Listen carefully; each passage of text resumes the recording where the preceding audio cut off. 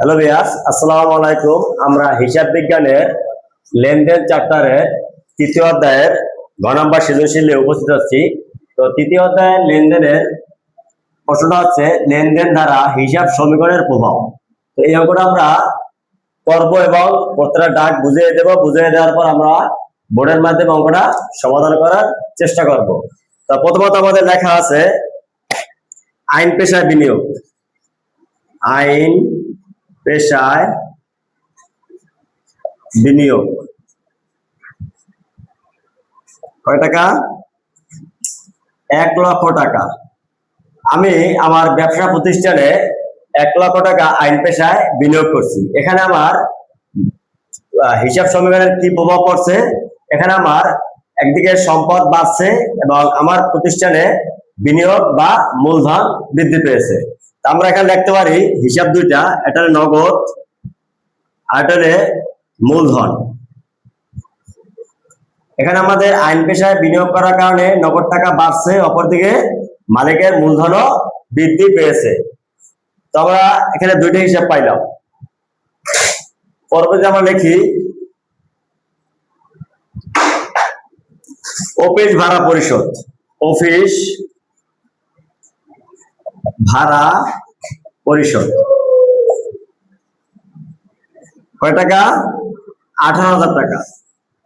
আজকে আমি আমার প্রতিষ্ঠান বা অফিসের ভাড়া 18,000 টাকা পরিশোধ করছি। এখানে আমার কি হয়েছে?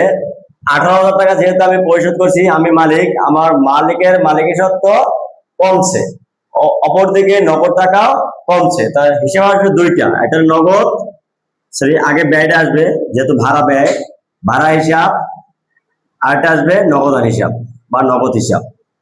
তো আমরা এখানে একটা হিসাব দুইটা পাইলাম, এখানে দুইটা হিসাব পাইলাম। পরবর্তীতে আমরা আসি পরের ডাকটায়। লেখা আছে ধারে সেবা সরঞ্জাম ক্রয়।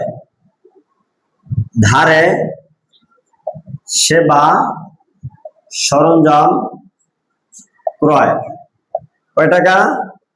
40,000 টাকা।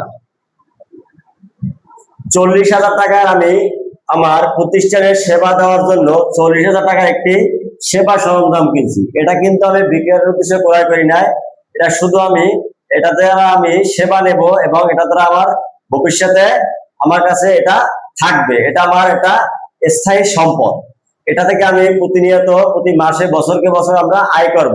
এটা আমার সম্পদ। কেমন সম্পদ? সেবা সরঞ্জাম। এবং এটা টাকা আমি এখন পরিশোধ করিনি, এটা আমার কাছে পাবে। আমি যার কাছ থেকে বাকিতে কিনছি তার কাছে আমি দায়ভুক্ত আছি।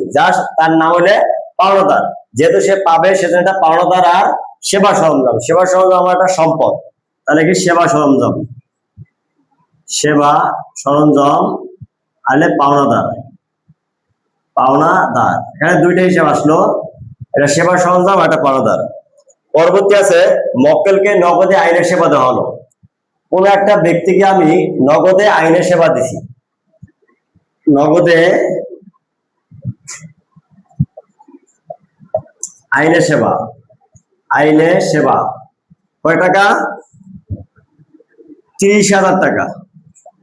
30,000 টাকার আমি নগদে আইনের সেবা দিছি। সেখানে আমার সেবা আয়, এটা আমার কেমন আয়? সেবা আয় হয়েছে। টাকাটা পাইছি নগদে এবং আয়টা হয়েছে কেমন?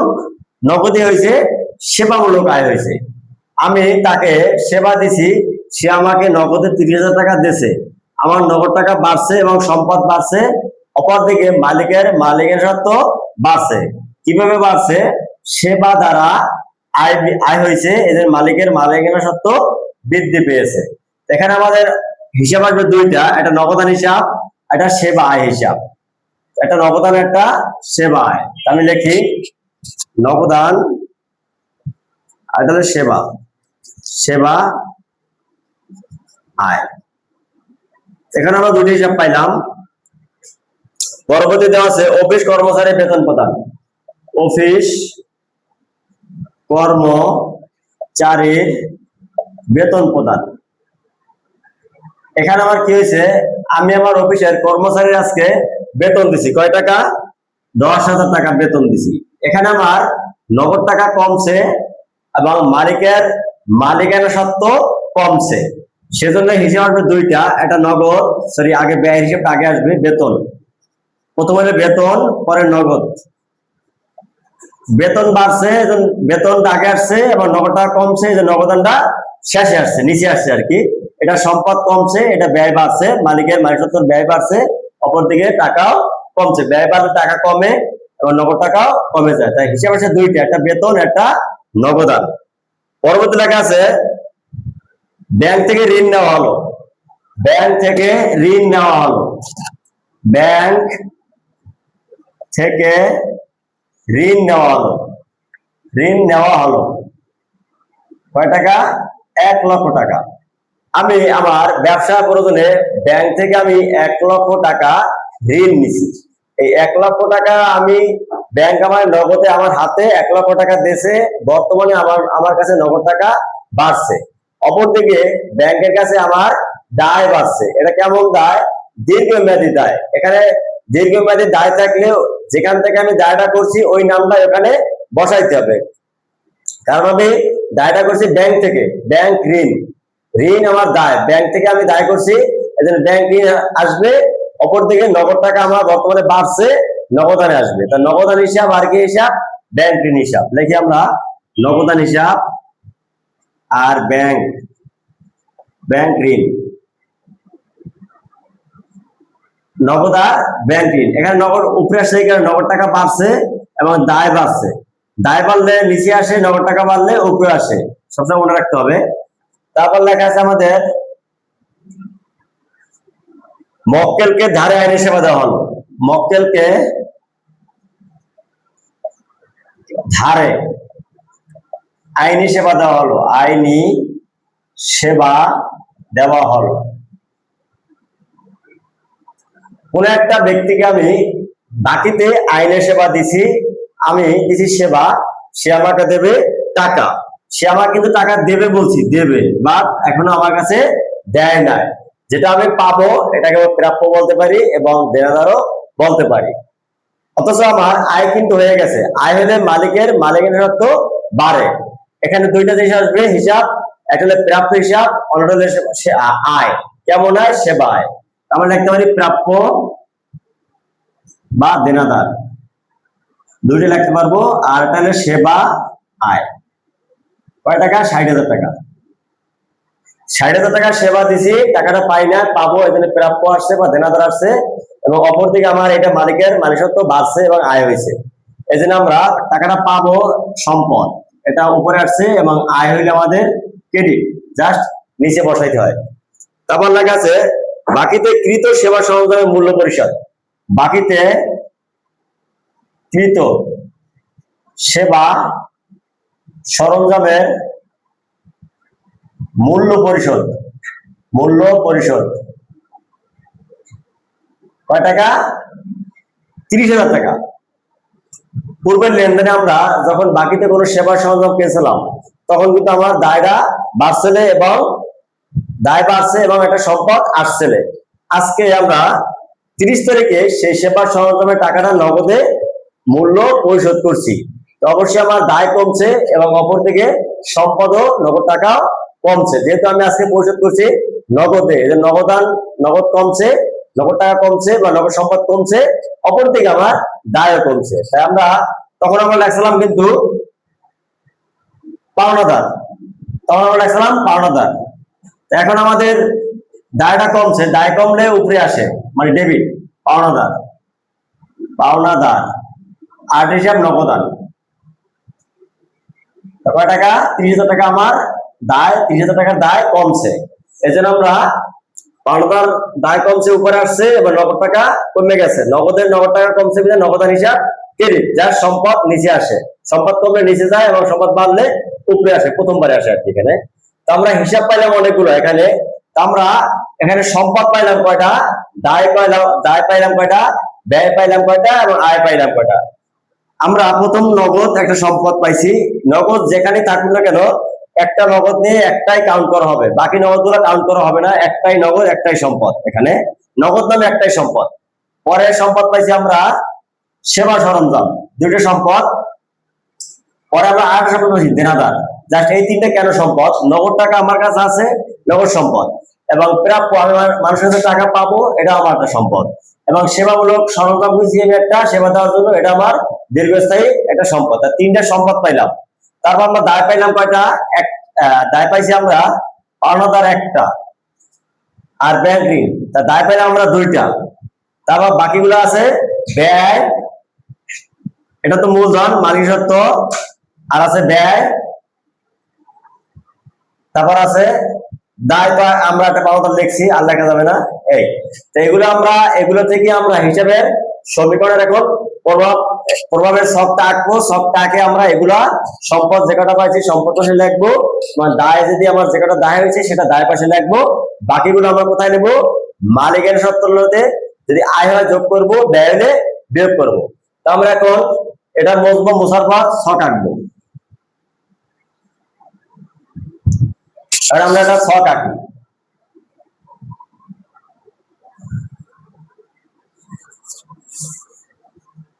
ছকটা আঁকতেছি আমরা। প্রথম হলে তারিখ, আর আগে মেডেল করি, তারপর উদ্বৃত্ত, এই পাশে আমার সম্পদ। সম্পদ আমাদের কয়টা ছিল? তিনটা, নগদ, তারপর যন্ত্রপাতি, আর প্রাপ্য বেতন আদায়। এর সমান সমান, এটা হলো এ সম্পদ,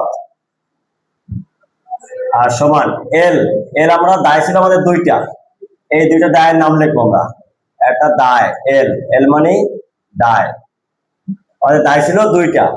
বাকিটা আমাদের মালিকের সত্ত্ব আর মন্তব্য। এখানে আমাদের ওই ওনার ইকুইটি সি প্লাস আর মাইনাস এক্স মাইনাস ডি, বাকিটা আমাদের মন্তব্য। এখন আমরা যে অঙ্কটা করেছিলাম ব্যাখ্যা সহকারে বুঝেছি, সেগুলা সম্পদ পাইছিলাম আমরা তিনটা। কি পাইছিলাম? নগদ, তারপর সেবা সরঞ্জাম, আরটা ছিল প্রাপ্য। তারপর এখানে নাকি নগদ, কয়টা ছিল? সেবা সরঞ্জাম, সেবা সরঞ্জাম, কয়টা ছিল? প্রাপ্য বা দেনাদার। দেনাদার লিখতে পারবো আমরা, দেনাদার অবলিক দিলাম। দায় পাইছিলাম আমরা দুইটা, একটা হলো পাওনাদার, পাওনাদার, আরটা ছিল ব্যাংক ঋণ, ব্যাংক ঋণ। একটা পাওনাদার ছিল আর একটা ব্যাংক ঋণ ছিল। তারপর আমরা এখানে লিখবো উদ্বৃত্ত, পরে লিখবো আমরা তারিখ। এখন সহজ ভাষায় আমরা বোঝার চেষ্টা করবো অঙ্কটা। এখন আমরা অঙ্কটার ফলাফল এখানে বসাবো। প্রথম ছিল আমাদের আইন পেশায় বিনিয়োগ করছি আমরা। এখানে আইন পেশায় বিনিয়োগ করছি আমরা 1 লক্ষ টাকা। এখানে আমার নগদ 1 লক্ষ টাকা বাড়ছে, এবং মালিকের মালিকের সত্ত্ব বাড়ছে। জাস্ট মালিকের সত্ত্ব কি ছিল? মূলধন। তা মূলধনের টাকাটা আমরা এই ঘরে বসাবো। কেন এই ঘরে বসাবো? এখানে লেখা আছে ওই সি প্লাস আর মাইনাস এক্স মাইনাস ডি, এটা হচ্ছে মালিকের সত্ত্বর সূত্র, সি প্লাস আর মাইনাস এক্স মাইনাস ডি। এখানে সি মানে ক্যাপিটাল, ক্যাপিটাল মানে মূলধন, এদের মূলধনের টাকাটা আমরা এই ঘরে বসাবো 1 লক্ষ টাকা। অপরদিকে আমাদের নগদ টাকাও বাড়ছে, এজন্য নগদে আমরা 1 লক্ষ টাকা বসাবো।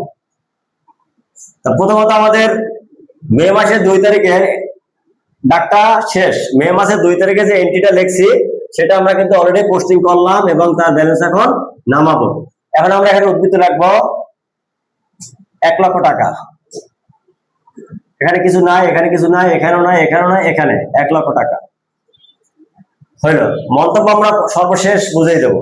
তারপর লেখা আছে অফিসের ভাড়া পরিশোধ। আমি আমার অফিসের আজকে ভাড়া পরিশোধ করছি। এখানে আমার নগদ টাকা কমছে, নগদ আছে আমার এই টাকাটা, এবং মালিকের সত্ত্ব কি কমছে, এই জন্য এখান থেকে বিয়োগ হবে, এখান থেকে বিয়োগ হবে। এই টাকাটা কেন এখানে আসবে? এখানে লেখা আছে ইএক্স, যার অর্থ ব্যয়। এক্সপেন্সেস এর আগে আছে বিয়োগ চিহ্ন, এজন্য আমরা এখান থেকে টাকাটা বিয়োগ করবো। অপর দিকে নগদ টাকা আমার কমে যাবে। কয় টাকা? 18,000 টাকা। আমি এখান থেকে 18,000 টাকা বিয়োগ করি, এখান থেকে আমরা 18,000 টাকা বিয়োগ করবো। তারপর আমরা একটা ব্যালেন্স নামাবো। এখানে 1 লক্ষ টাকা থেকে যদি 18,000 টাকা কমে, তাহলে কত হাজার টাকা? 82,000 টাকা। এখানে থাকে আমার 82,000 টাকা, আর এখানে থাকে আমার 82,000 টাকা। আমরা বিয়োগ করলাম কেন?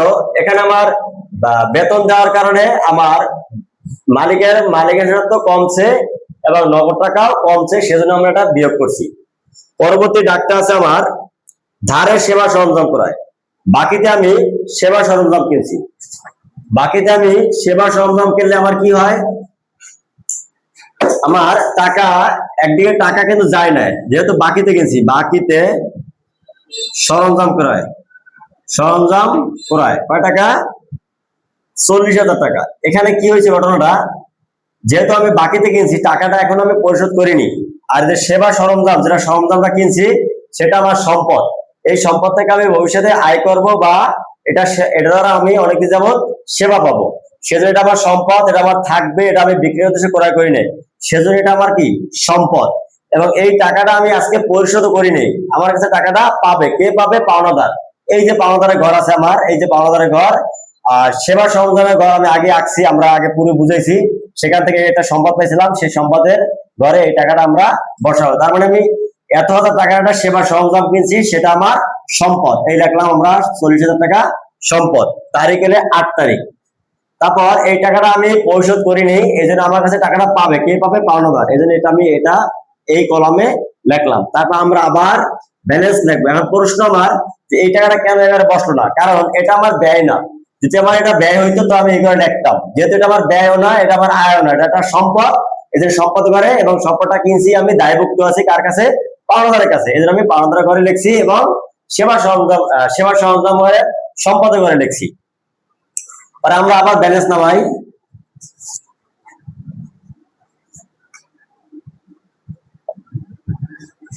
আমাদের মেইন টার্গেট কিন্তু সম্পদ এবং দায় যোগ মালিকের সত্তর একই টাকা হইতে হবে। এটা দায় যোগ মালিকের সত্তর কলাম একই হইতে হবে, তার কিন্তু সঠিক। সম্পদ যা হবে, দায় এবং মালিক সত্তর যোগ করে, দায় এবং মালিক সত্তর যোগ করলে তাই হইতে হবে অ্যান্সারটা। তাহলে আমাদের অঙ্কটা সঠিক হবে। তারপর আমাদের ডাক আছে, মক্কেলকে নগদে আইনি সেবা দেওয়া হলো। একটা ব্যক্তির আমি নগদে আইনি সেবা দিছি, এখানে নগদের টাকা আমার বাড়ছে, এবং অপরদিকে আয় হয়েছে। সেবার বিনিময়ে আমি টাকা পাইছি, এবং মালিকের স্বার্থ বৃদ্ধি পেয়েছে, অপরদিকে নগদ টাকাও বাড়ছে। এই জন্য আমি নগদের আগে যোগ করব, এবং মালিকের সাথে যোগ করব। কেন মালিকের সাথে যোগ করব, এখানে আমাদের সূত্রে লেখা আছে আর, মানে রেভিনিউ। রেভিনিউ মানে আয়। আয় হলে কি হয়, যোগ হয়। কত টাকা আয় হয়েছে আমার, 30,000 টাকা। এই যে নগদ টাকা বাড়ছে, যোগ করছি। এখন আমার নগদ টাকা কি বাড়ছে, এই জন্য আমরা যোগ করছি। এটা আমাদের ব্যালেন্স শেষ। এখানে উদ্বৃত্ত, এখানে উদ্বৃত্ত। এটা কয় তারিখ ছিল, 12 তারিখ। আমরা লিখি 12 তারিখ। তারপর আমরা এটা যোগ করি, 82,000 যোগ 30,000, 1,12,000। আমাদের ব্যালেন্স হয় 1,12,000। এবং এটার সাথে কোনো যোগ নাই, এটা যা আছে তাই ফলাফল হবে। এখানে কিছু নাই, পরবর্তী আসবে 40,000 টাকা, এখানে 1,12,000 টাকা। এখন আমাদের কিন্তু ফলাফল এটা যোগ করলে যা হয়, এইটা যোগ করলে কিন্তু তাই হয়। তার মানে অঙ্ক এখন পর্যন্ত সঠিক ভাবেই চলতেছে। মাঝে মাঝে দেখতে হবে, ট্রাই করে যে আমাদের অঙ্ক যোগফল কি দুই পাশ সমান আছে কিনা, যাচাই করতে হবে। তারপর লেখা আছে অফিস কর্মচারী বেতন পরিশোধ। অফিস যদি কর্মচারীর বেতন পরিশোধ করে, এখানে কি হয়, নগদ টাকা আমি আমার অফিসে কর্মচারী আজকে বেতন দিছি, এখানে কিন্তু আমার নগদ যে টাকা ছিল, এখান থেকে যে টাকা কমবে। এবং যেহেতু ব্যয়টা মালিক করছে, মালিকের সত্ত্ব কি কমবে, কারণ এখানে লেখাই আছে ইএক্স, মানে ব্যয় হলে মালিক সত্ত্ব কমে। তাহলে কয় টাকা কমাবো, 10,000 টাকা কমাই ফেলবো। এখান থেকে বিয়োগ, এখান থেকে 10,000 টাকা বিয়োগ। আবার একটা ব্যালেন্স নামাবো আমরা। এটা কয় তারিখ ছিল ঘটনা, 16 তারিখ। লিখলাম 16 তারিখ। এখন 1,12,000 থেকে যে 10,000, তাই 1,02,000। এখানে ব্যালেন্স যা আছে তাই নামবে, এখানে যা আছে তাই নামবে। এখানে কত, 1,02,000 টাকা। আমাদের অঙ্ক তো প্রায় শেষ মুহূর্তে আসছে। আমরা ধৈর্য সহকারে ভিডিওটা দেখি এবং বোঝার চেষ্টা করি। তারপর আছে আমাদের 25 তারিখ, ব্যাংক থেকে ঋণ নিছি। ব্যাংক থেকে আমি ঋণ নিছি, আমার টাকাটা বর্তমানে কিন্তু আমার কাছে বাড়ছে, যা সে টাকাটা আমার দিতে হবে, পরিশোধ করতে হবে ব্যাংককে। যেহেতু ব্যাংক আমার ঋণ দিয়েছে, ব্যাংকের কাছে আমি দায়বদ্ধ আছি। সেই দায়টার নাম কি, ব্যাংক ঋণ। এটা আমি ব্যাংকের কাছে দায়বদ্ধ আছি। দায়ের ঘর কিন্তু এটা, দায়ের পুরো কলাম কিন্তু এটা। ব্যাংক ঋণ নামে আমরা আগেই লিখছি, দায় আমরা পাইছি, তখনই কিন্তু আমরা এটা একটা কলাম আঁকছি ব্যাংক ঋণ নামে। তা এই ব্যাংক ঋণ আমি দায়বদ্ধ আছি, এই জন্য দায়ের ঘটে আসছে। এবং অপরদিকে আমার টাকাটা বর্তমানে একটু বাড়ছে আমার কাছে নগদে, যা নগদ আছে তার লাগে আরো 1 লাখ টাকা নগদ বাড়ছে এবং দায়ও বাড়ছে। আমরা লিখি 1 লক্ষ টাকা। এটা কয় তারিখ? 25 তারিখ। এবং দায়ও বাড়ছে কয় টাকা? 1 লক্ষ টাকা দায় বাড়ছে। এটা কিন্তু আমি ব্যাংকের কাছে দায়বদ্ধ আছি বিধায় কিন্তু দায়ের ঘরে নিছি, এবং এই টাকাটা আমার ব্যাংকে আমার হাতে নগদে দিয়েছে বিধায় আমরা নগদে ঘরে লিখছি। এই টাকাটা এখানে আসবে না। কেন আসবে না? এখানে দায় এবং এর কোনো প্রতীক নাই, এলেরও কোনো প্রতীক নাই, দায়ের কোনো সরি সম্পদের কোনো এখানে প্রতীক নাই বিধায় সম্পদ এবং দায় কখনো মালিকের সত্ত্ব ঘরের ভিতরে আসে না। এটা কিন্তু আসছে, বাট এখানে এক্সট্রা ভাবে আসছে দায়ের কলামে। এখন আমরা এটারও ব্যালেন্স নামাবো। এখানে আসে 1,02,000, এখানে আসে 1 লক্ষ টাকা দায় আছে, এখানে যা আছে তাই 40,000 টাকা, এবং এখানে আছে 40,000 টাকা, এখানে আছে 2,02,000 টাকা। 1 লক্ষ আর 1 লক্ষ 2,02,000 টাকা। আমাদের আর দুইটা ডাক আছে। আমি প্রথমত কয়েকটার কলাম মুছমু, মোছার পর বাকি যে ডাকগুলো আছে এখানে আমরা পোস্টিং করবো। আবার সবে লেখা ঠিক থাকবে, খালি এটা বুঝবো আমরা।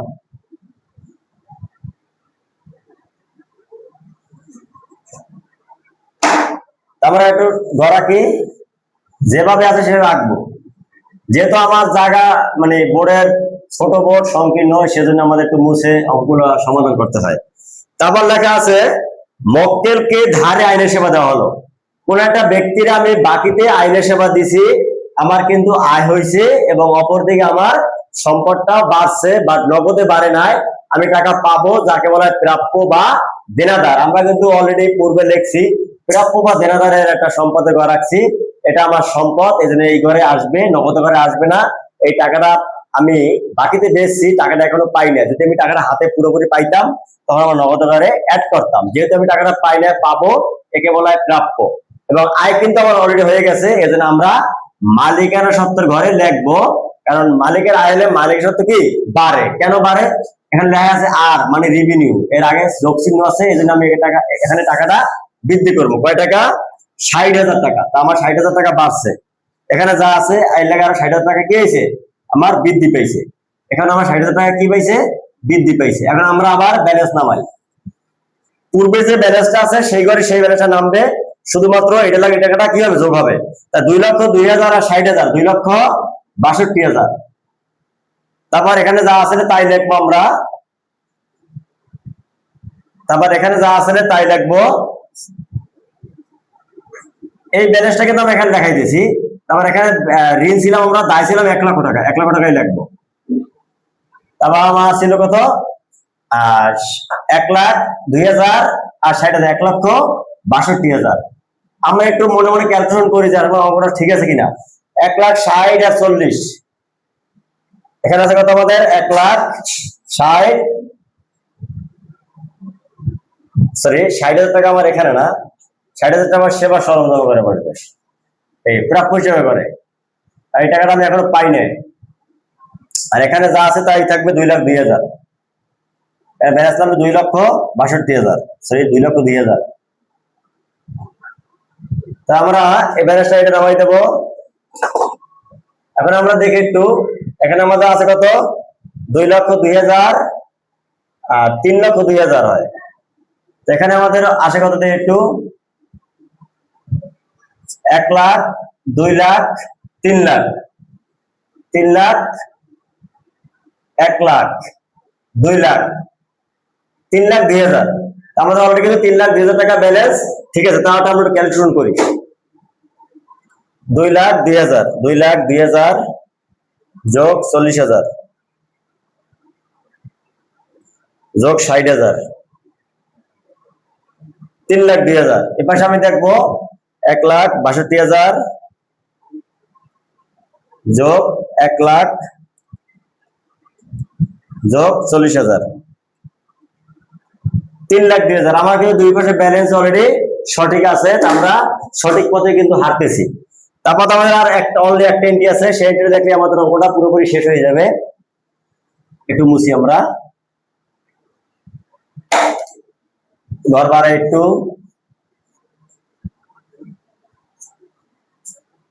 এই যে এখন লেখা আছে বাকিতে বাকিতে কৃত সেবা সরঞ্জামের মূল্য পরিশোধ।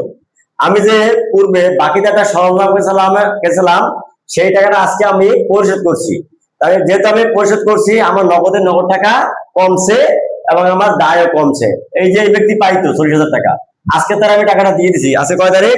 30 তারিখ। 30 তারিখে আমি টাকা দিয়ে দিছি, তাহলে আমি নগদে দিছি, এই জন্য নগদ থেকে 30,000 টাকা কি বিয়োগ হয়ে যাবে। অপরদিকে দায় আমার 30,000 টাকা দায় কমবে। তারপর আমরা ব্যালেন্স নামাবো। তা 2,02,000 থেকে যদি 30,000 কমে, 2,02,000 মাইনাস 30,000 হয় কত? 1,72,000। 1,72,000 টাকা থাকে। এখানে যা আছে তাই, এখানে যা আছে তাই। এখানে থাকে আমার 10,000 টাকা পাওয়া পাবে, মানে আমি 10,000 টাকার দায় আছি। এখানে আছে 1 লক্ষ টাকা, এখানে আছে 1,62,000 টাকা। আমাদের অলরেডি অঙ্কটা পুরোপুরি শেষ হয়েছে। এখন আমরা মন্তব্যের একটা বিষয় বলছিলাম, মন্তব্য বিষয়টা আমি স্টুডেন্টকে ক্লিয়ার করতেছি। কখন আমরা এখানে মন্তব্য লিখবো এবং কখন আমরা লিখবো না। যখন কোনো একটা এন্ট্রি এই কলামে এই ঘরে লিখবো, যখন আমরা কোনো এন্ট্রি বা ডাকের হিসাব এই কলামে যোগ বিয়োগ আকারে যদি আসে তখন আমরা এখানে লিখবো, নচেত আমরা কখনো এখানে মন্তব্য লিখবো না। সম্পদ এবং দায়ের কোনো মন্তব্য আমরা এই কলামে লিখবো না। আয় ব্যয় মূলধন, আয় ব্যয় মূলধন উত্তোলন, এই চারটা জিনিসের যদি কোনো প্রভাব হয় তখন আমরা এখানে মন্তব্য লিখবো। তা প্রথমত আমাদের মূলধন ছিল মূলধন, সেটা আমরা এই কলামে লিখছি, দেখো মূলধন। পরের বার ছিল কি আমাদের ব্যয় ছিল, আয় ছিল, উত্তোলন ছিল না, সেজন্য আমরা ব্যয় আর উত্তোলন গুলো আমরা মন্তব্য ঘরে লিখবো এবং সম্পদ এবং দায়ের কোনো মন্তব্য আমরা এই ঘরে লিখবো না। এখন আমরা ফলাফলটা কি করবো? যোগ বিয়োগ করবো, যে আমার ফলাফল মেললো কিনা আসলে দেখার জন্য। আমরা এখানে একটা দাগ দিলাম এই পর্যন্ত, আবার এখানে একটা দাগ দিলাম এই পর্যন্ত, বাকি একটু বাড়াই দিই।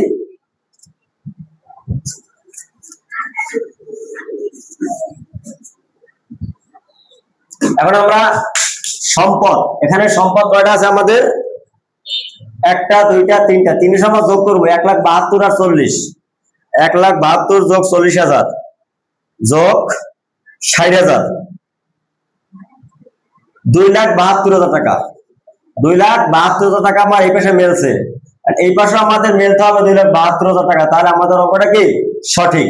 এখানে আছে 1,72,000 আর 1 লাখ, 2 লাখ, 2 লাখ, 1,62,000 আর 1 লাখ, 2,62,000 আর 10, 2,72,000 টাকা।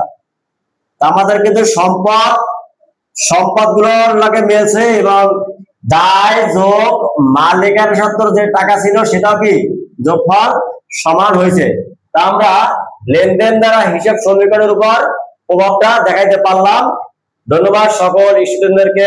আমার এই অঙ্কটা এবং ভিডিওটা ধৈর্য সহকারে যদি বোঝে অবশ্যই তারা সুন্দরভাবে এই টাইপের অঙ্ক যতগুলোই আছে তারা অতি সহজে সমাধান করতে পারবে। এবং কোনো স্টুডেন্টের যদি বুঝতে সমস্যা হয় বা বোঝে নাই, তারা অবশ্যই আমার ফেসবুক আইডিতে কমেন্টস করলে তাদেরকে আমি সমাধান দেওয়ার চেষ্টা করব। ধন্যবাদ সবাইকে। আসসালামু আলাইকুম।